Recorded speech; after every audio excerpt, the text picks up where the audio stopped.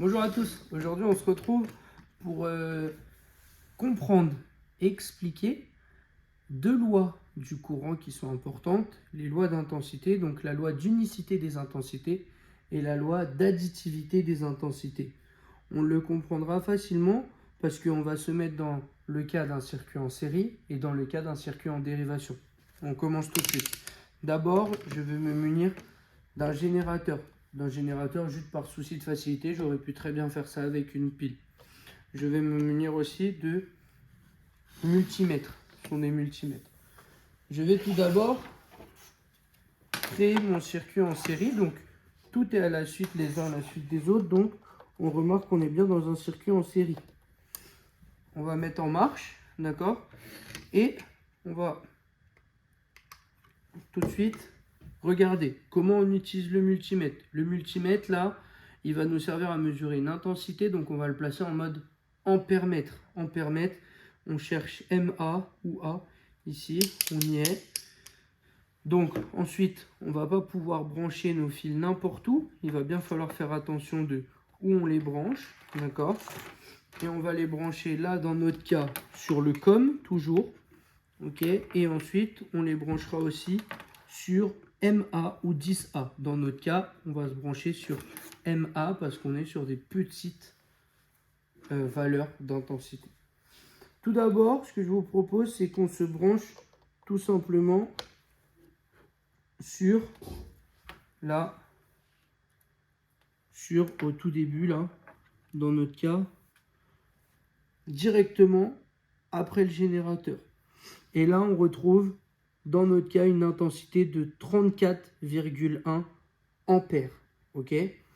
On va continuer, on va se brancher juste après, d'accord? Juste après la première lampe, ici.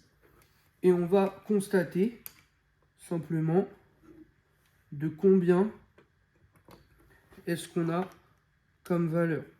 D'accord? Et ben, on va aussi pouvoir lire 34,1 ici, toujours milliampères. D'accord? Et on va se placer encore un dernier point qui va être encore différent après la deuxième lampe pour voir que la loi est bien respectée.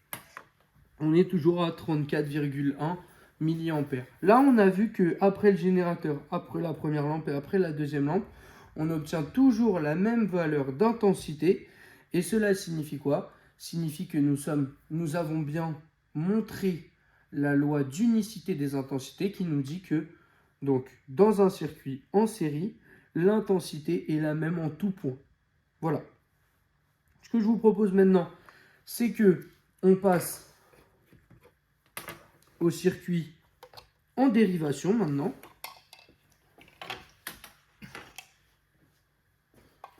Le circuit en dérivation est juste là.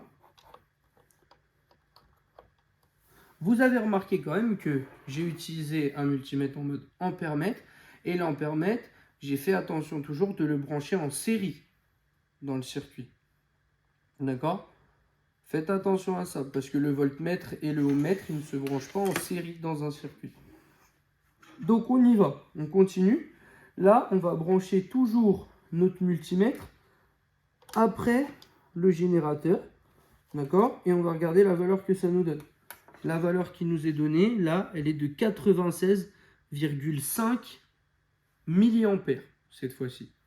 D'accord? On continue et on va se brancher juste après la première lampe, entre les deux lampes. On va se brancher là.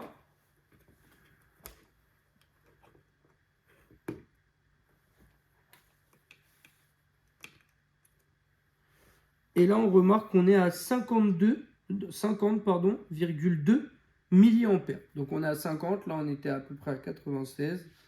OK, on va regarder. Cette fois-ci, on va faire la même chose, mais on va se brancher après la deuxième lampe. D'accord? Là, je vais mettre comme ça. Et comme ça. Et cette fois-ci, on obtient encore 50,2. Donc, si on peut arrondir, on est à peu près à 100 milliampères. L'intensité de la première lampe et l'intensité de la deuxième lampe additionnées, on est à peu près à 100 milliampères. Et l'intensité qui sort du générateur est aussi d'environ 100 milliampères. Ce qui nous dit quoi? Ce qui nous dit que l'intensité qui sort du générateur, donc notre source d'énergie, sera égale à la somme de toutes les intensités des différents dipôles présents dans notre circuit. Et ça, c'est la loi d'additivité des intensités. Je vous remercie d'avoir regardé la vidéo. J'espère que vous avez tout bien compris, que vous avez pu tout voir. D'accord? C'est ce qui pourra vous être demandé en TP durant cette année. Et là, on a vu expérimentalement le cours, donc la partie théorique. On l'a vu expérimentalement pour bien comprendre, encore une fois, la loi d'unicité des intensités et la loi d'additivité des intensités. D'accord? Et on a un peu revu comment utiliser un multimètre en mode ampère-mètre. Je vous remercie.